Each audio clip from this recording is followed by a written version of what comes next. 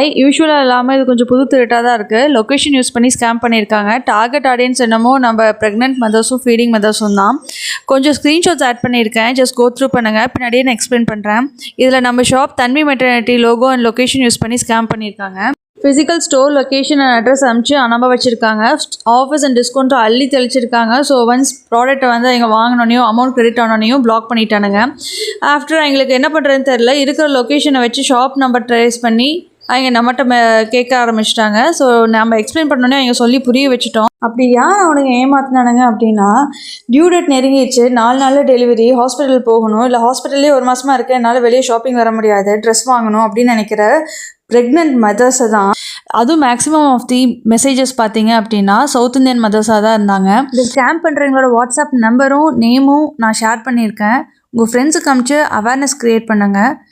இந்த மாதிரி எங்கேயும் ஏமாந்துடாதீங்க.